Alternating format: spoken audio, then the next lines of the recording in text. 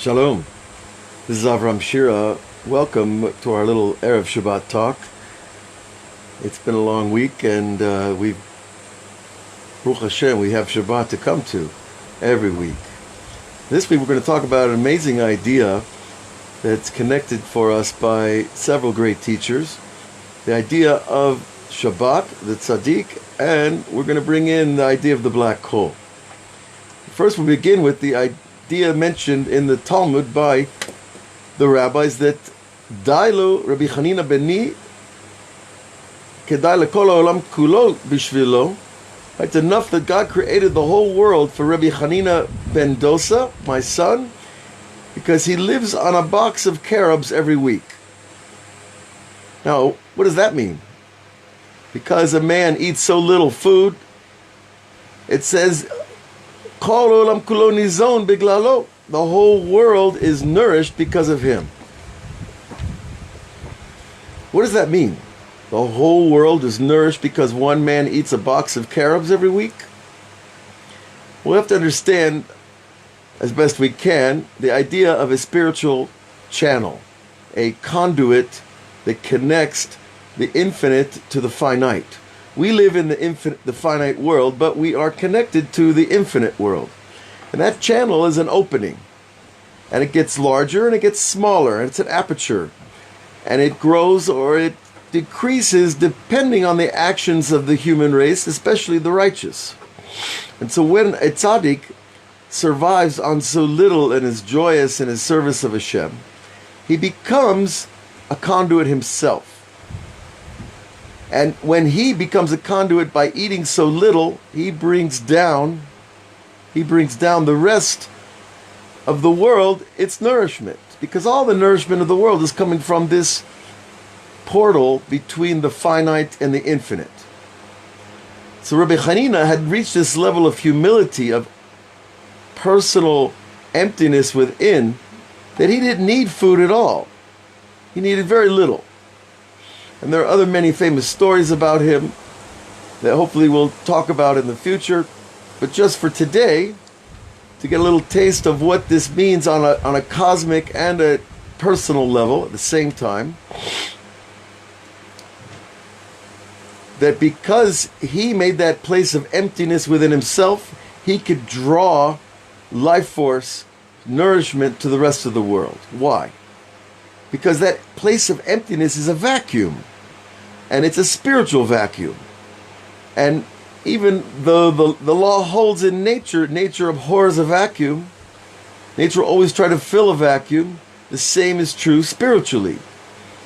And the tzaddik, who diminishes his ego to that point, creates that spiritual vacuum within. And that draws the life force of God to him. Rabbi Chanina did many great deeds and learned many torahs and taught many people, and he is called Anshe Maaseh. That means he was able to do miracles. We know that Rabbi Chanina was able to kill the famous Arvad, this half animal, half tree, the rabbis teach.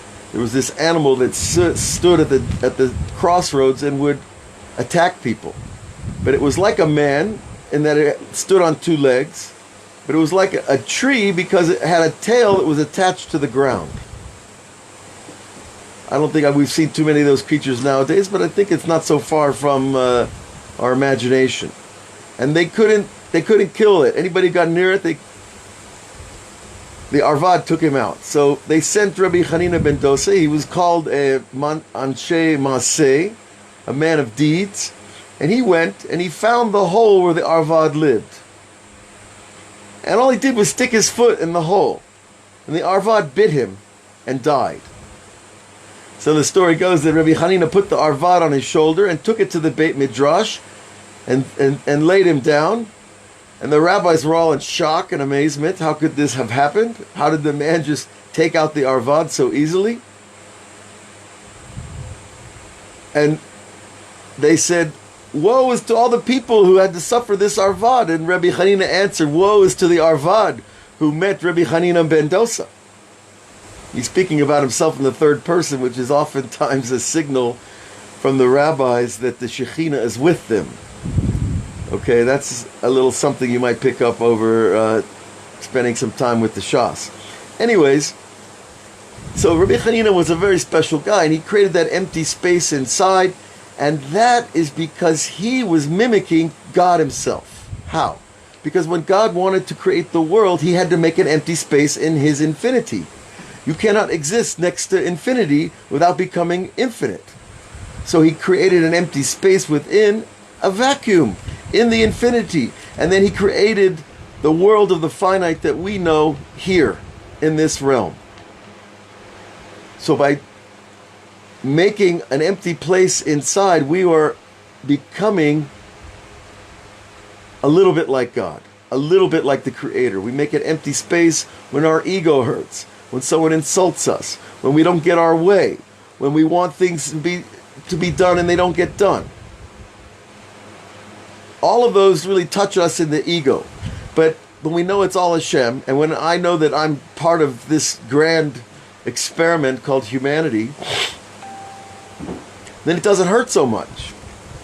But the hurt is the key. The hurt is actually the thing that's making us into that vacuum. It's making us more like the empty space. And that's exactly what the tzaddikim do. And each of us at our own little level have to deal with this day in and day out, usually our whole lives. There is a point where a person becomes so empty that you don't feel the pain anymore in any sense.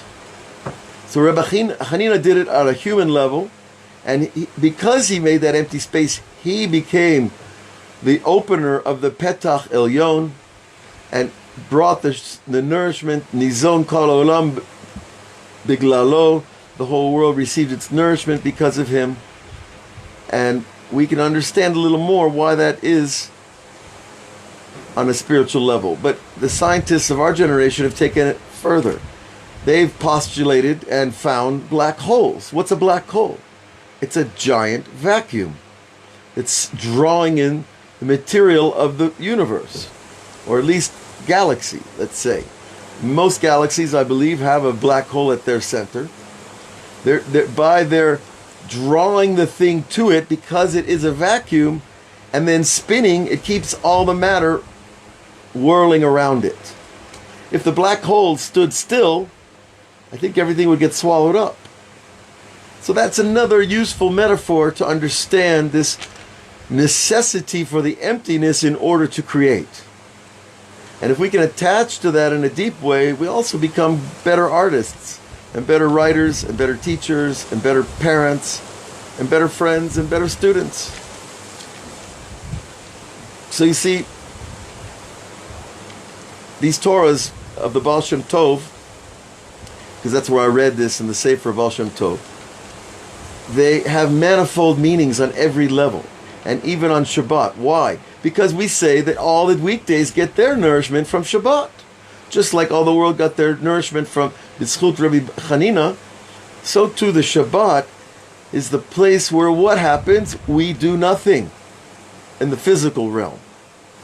We learn, we pray, we eat and drink a little bit, we sing, we talk, divrei Torah, etc., etc.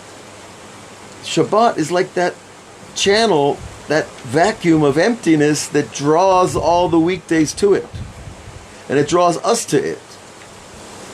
And that's what one of the prayers that we say on Saturday night, on Motzi Shabbat, we pray that we bring the Shabbat into the weekday. Well, how do you bring Shabbat into the weekday? Well, chiefly by wanting it. But the wanting comes from the lack. So you have to feel the lack of the thing in order to draw it close to you. And actually, the feeling of the lack is that vacuum, that empty space. That every day of the week, no matter where we are and what we're doing, we can have that little place of longing for the Shabbat. That's also a reflection of this same pattern of God and his longing for creation, the Tzaddik and his longing for God, and of course the souls of Israel, and each of us at our level. And even a black hole, maybe there's a little bit of longing over there between the stars. I'm not sure. But I want to bless everybody with a great Shabbat, a holy week, and bless us all to allow ourselves to go into that emptiness, to feel that moment of pain, because it's really, that's the creation of the empty space that leads to something much greater. It leads to that channel of spiritual nourishment, of physical nourishment, of the ability to unify with that which is around us. If I'm not empty, how can I join you? If I'm not empty, how can I become that vacuum that draws goodness from creation? Just as Rabbi Shimon Bar Yochai, the Tzaddik, was able to bring the Shemen Sason mechaverecha from his students. That our students, our parents, our friends, our teachers, we draw inspiration from people, not from empty space. Because empty people contain a spark of God. So we should all be blessed to these levels and to feel them, experience them, and have a great Shabbat, and we'll be back next week.